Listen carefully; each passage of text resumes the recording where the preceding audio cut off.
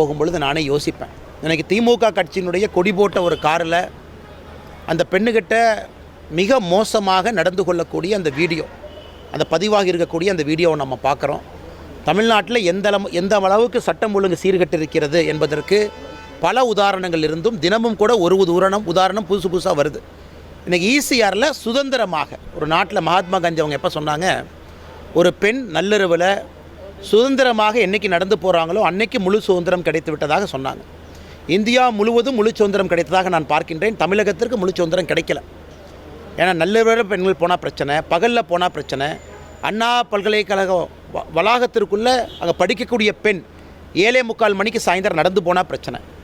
இது இரவு மட்டுமல்ல, பகல் மட்டுமல்ல, எல்லா நேரத்திலும் கூட தமிழகத்தில் பெண்களுக்கு பாதுகாப்பு இல்லை என்பது தினமும் ஊர்ஜிதமாகி கொண்டிருக்கிறது. நேற்று ஈசிஆர் சாலையில் வந்திருப்பது மற்றும் ஒரு உதாரணம். அதனால் உடனடியாக மாநில அரசு 2 வேலை தான் செய்யணும். ஒன்று, பெட்ரோல் வெஹிக்கிள் நிறையா வாங்கி கொடுங்க. காவல்துறை நண்பர்களுக்கு பெட்ரோல் வெஹிக்கிள் வாங்கி கொடுங்க.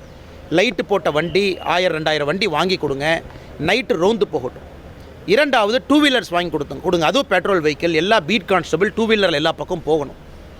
3வது, காவல்துறை போலீஸ் ஸ்டேஷன் அதிகப்படுத்த வேண்டும் என்றால் தயவு செஞ்சு அதிகப்படுத்துங்க.